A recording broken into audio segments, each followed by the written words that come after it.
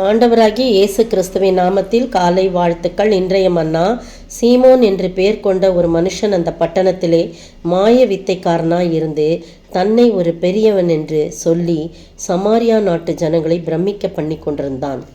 அப்போஸ்தல நடபடிகளின் புத்தகம் 8ஆம் அதிகாரம் வசனம் 9.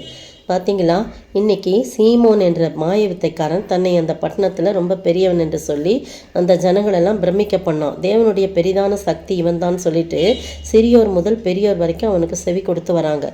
அவன் அநேக காலமாய் தன்னுடைய மாய வித்தைகளினாலே அவர்களை பிரமிக்க பண்ணினதுனால் அவனை மதித்து வராங்க.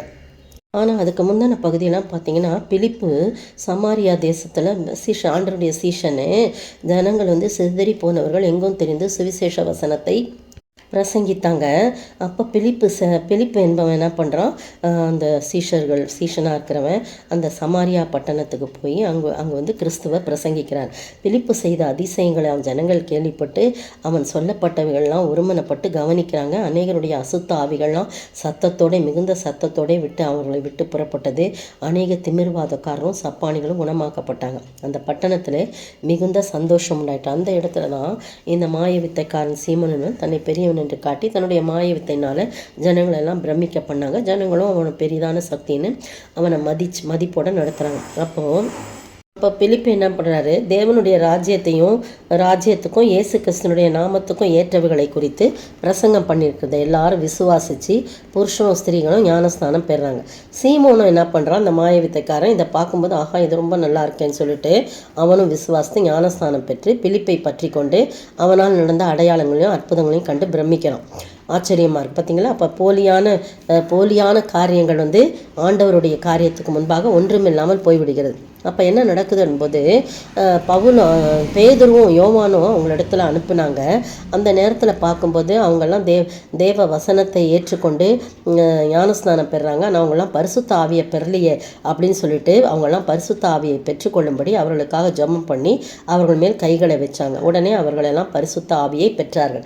அப்போஸ்தலர்கள் தங்கள் கைகளை அவர்கள் மேல் வைத்ததினால் பரிசுத்த ஆவி தந்தரப்படுவதை இந்த சீமோன் கண்டபோது அவர்களிடத்துல பணத்தை கொண்டு கொடுத்து, நான் எவன் மேல் என் கைகளை வைக்கிறேனோ அவன் பரிசுத்த ஆவியை பெறத்தக்கதாக எனக்கும் இந்த அதிகாரத்தை கொடுக்கணுன்றான். பார்த்தீங்களா, இந்த காலங்களில் பணம் கொடுத்து எல்லா காரியங்களும் நடக்குது. கர்த்தருடைய காரியங்களும் இப்படி நடக்கிறத நம்ம பார்க்குறோம். அநேக ஊழியக்காரர்கள் நிறைய காரியங்கள் கள்ள தீர்க்கதரிசிகள் கள்ள போதங்கள்லாம் இப்படி காரியங்களாக செய்கிறாங்க. நிறைய காரியம் நானும் பார்த்துருக்குறேன். அப்படி இருக்கும்போது பணம் கொடுத்து காரியங்களை செய்கிறது, பரிசுத்த வந்தால் மாதிரி நடிக்க சொல்கிறது, அப்படிலாம் நிறைய காரியம் பார்த்துருக்கோம்.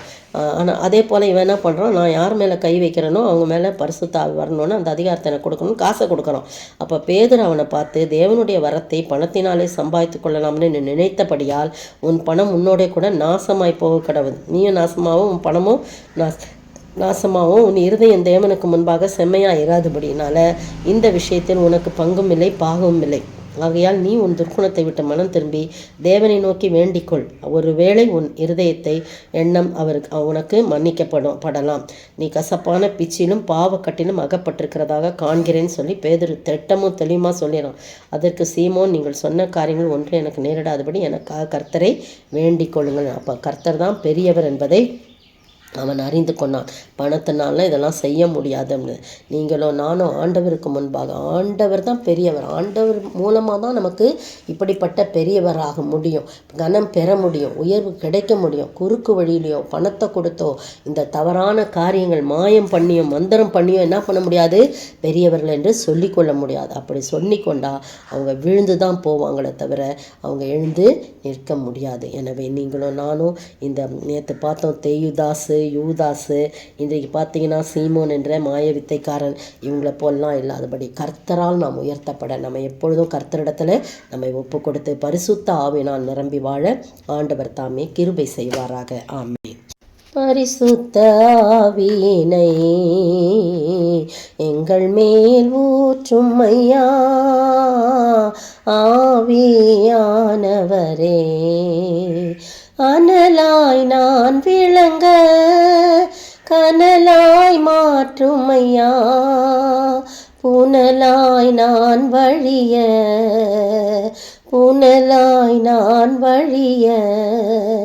உமதாவியை ஊற்றும் ஐயா, பரிசுத்த ஆவியினை எங்கள் மேல் ஊற்றும் ஐயா, ஆவியானவரே. ஸ்தோத்திரிக்கிற ஆண்டவரே, துதிக்கிற ராஜா, பரிசுத்த ஆவியானவர் மட்டும் எங்கள் மீது எங்களை நிரப்ப வேணுமாய் ஜெபிக்கிறோம். எந்த மாய்மாலமான காரியங்களோ, பணத்தினாலோ, பலவிதமான துர்காரியங்களாலோ, கர்த்தருக்கு பிரியமில்லாத காரியத்தினாலோ எங்களுக்கு எந்த உயர்வும் வேண்டாம் ஆண்டவரே. நாங்கள் எங்களை பெரியவர்கள் என்று சொல்லவே முடியாத ஆண்டவரே, நீங்கள் தான் பெரியவர் ஆண்டவரே. எங்களை உடைய கரத்தில் தாழ்த்தி ஒப்பு கொடுக்கிறோம். காத்துக்கொள்ளுங்க, வழிநடத்துங்க. இயேசுவின் நாமத்தில் பிதாவே, ஆமேன். நேற்றைய பதில்: உன் மதில்களை எடுப்பிக்கும் நாள் வருகிறது, அந்நாளிலே பிரமாணம் வெகு தூரம் பரவிப்போம். மீகா 7:11. இன்றைய கேள்வி: நம்முடைய எதை அடக்கி நம்முடைய எதையெல்லாம் என்ன செய்வார்? நம்முடைய எதை அடக்கி நம்முடைய எதையெல்லாம் என்ன செய்வார்?